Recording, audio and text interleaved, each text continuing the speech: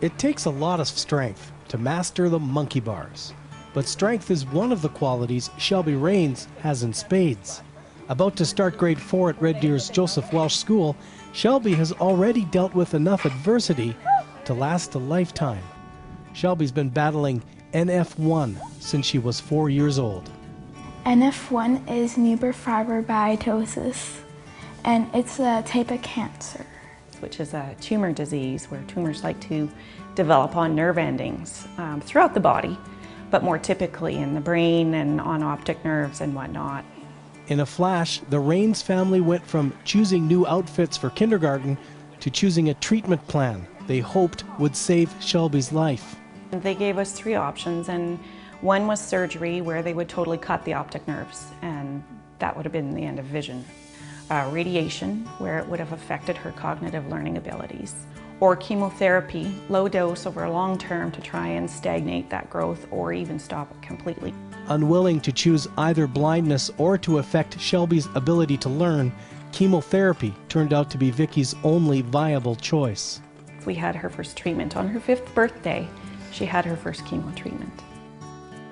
The next 2 years were a blur of treatments and trips. 70 weeks of chemo, multiple MRIs, blood tests in between. She's probably had over 200 needles in her chest, and like something awful was happening to your child and you were standing watching it.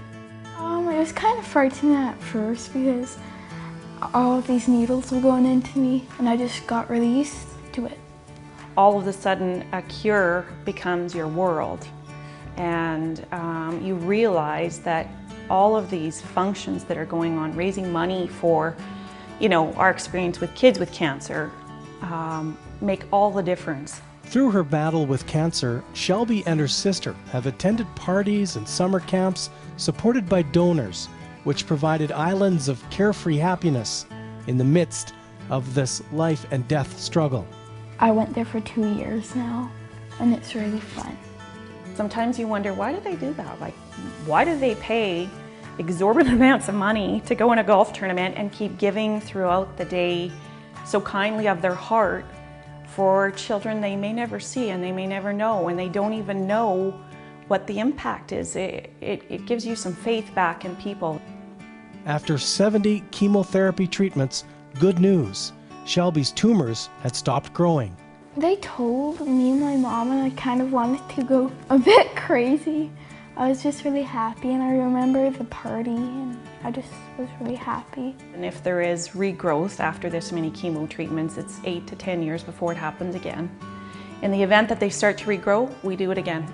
In the meantime, Shelby and her sister continue to participate in activities supported by the Kids Cancer Care Foundation, a charity near to the heart of the founders of Build a Kid to Cure and Golf a Kid to Cure. They've been with us since the beginning, and we are always trying to find the cure for cancer. It's, as one of the original people on our board said, when there's no more kids' cancer, we will have done our job. So we always want to make sure that we're working towards that end. Kids Cancer Care Foundation is certainly the largest recipient of the funds, and there's a few others that year to year we take a look at some of the things that are going on in the community and address some needs that might be present that year. Laban Homes is building the 2013 Build a Kid to Cure home. 2-bedroom, 2-bath, there's an ensuite in the master.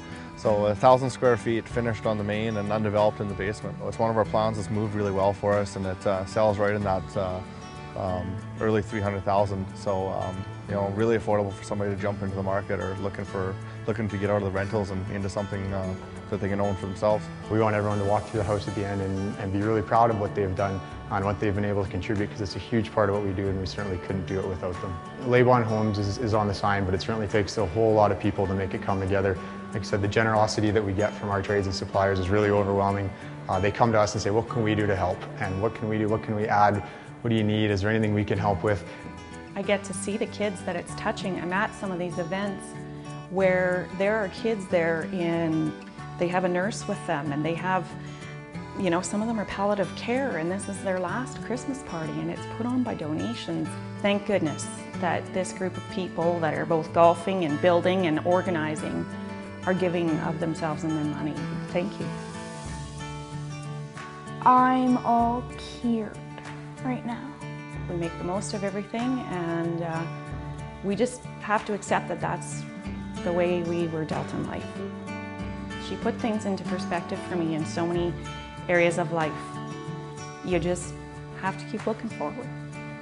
I think I'm going to live in a little house in Red Deer with a lot of cats. I'm thrilled with her prognosis. If everybody could be so lucky.